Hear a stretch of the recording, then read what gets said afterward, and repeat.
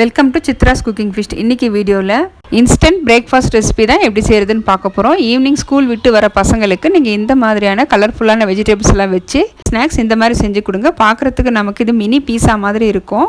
பசங்களும் ரொம்ப விரும்பி சாப்பிடுவாங்க. வாங்க இந்த ரெசிபி எப்படி பண்ணுறதுன்னு பார்த்துடலாம். இப்போது ஒரு மிக்சிங் பவுல் எடுத்திருக்கேன். இதில் மெஷரிங் கப்புக்கு 1 கப் அளவுக்கு வறுக்காத வெள்ளை ரவை சேர்த்துருக்கேன். 1/4 கப் அளவுக்கு கடலை மாவு சேர்த்துக்கிறேன். ரவை மெஷர் பண்ண அதே கப்பில் 1/2 கப் அளவுக்கு கெட்டியான தயிர் எடுத்துக்கலாம். புளிக்காத கெட்டியான தயிர் எடுத்திருக்கேன். தேவையான அளவுக்கு உப்பு சேர்த்துட்டு ரவை எடுத்த கப்லேயே 1 கப் அளவுக்கு தண்ணி விட்டு நல்லா கலந்துக்கலாம்.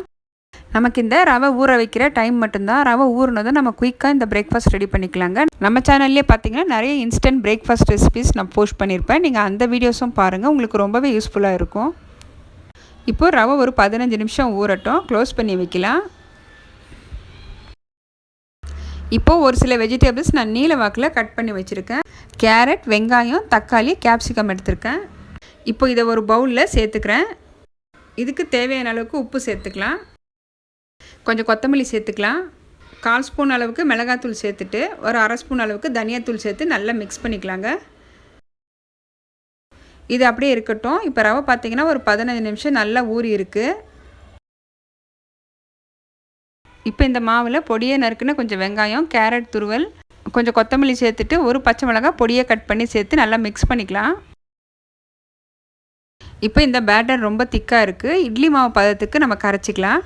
ஒரு 1/2 கப் அளவுக்கு தண்ணி சேர்த்துக்கிறேன்.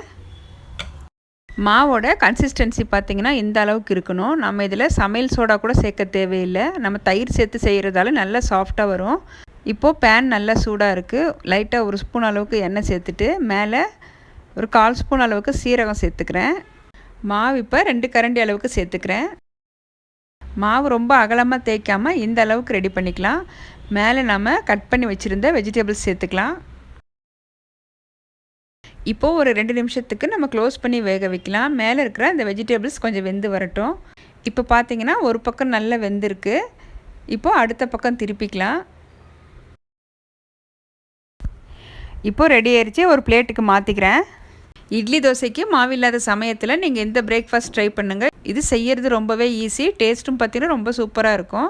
மேலே கிறிஸ்பியாகவும் உள்ளே ரொம்பவே சாஃப்டாக இருக்கும். இதுக்கு நம்ம டொமேட்டோ கெச்சப் இல்லைன்னா க்ரீன் சட்னி வச்சு சாப்பிட்லாங்க. டேஸ்ட் அட்டகாசமாக இருக்கும். இப்போ அடுத்தது பார்த்திங்கன்னா சீஸ் சேர்த்து ரெடி பண்ணிக்கலாம். இப்போ 2 கரண்டி அளவுக்கு மாவு சேர்த்துக்கிறேன். மேலே வெஜிடபிள் சேர்த்துட்டு சீஸ் சேர்த்துக்கலாம். சீஸ் சேர்த்துட்டு ஒரு 2 நிமிஷத்துக்கு க்ளோஸ் பண்ணி வைக்கலாம். சீஸ் நல்லா மெல்ட் ஆகி வரட்டும். இப்போது சூப்பராக ரெடி ஆயிடுச்சு. சீஸும் பார்த்திங்கன்னா நல்லா மெல்ட் ஆகி வந்திருக்கு. ஈவினிங் ஸ்கூல் விட்டு வர பசங்களுக்கு நீங்கள் இந்த மாதிரி செஞ்சு கொடுங்க. ரொம்ப என்ஜாய் பண்ணி சாப்பிடுவாங்க. இந்த வீடியோ உங்களுக்கு பிடிச்சிருந்ததுன்னா வீடியோக்கு லைக் பண்ணுங்கள். மறக்காமல் நம்ம சித்ராஸ் குக்கிங் வித் சேனலை சப்ஸ்கிரைப் பண்ணி சப்போர்ட் பண்ணுங்கள். தேங்க்ஸ் ஃபார் வாட்சிங்.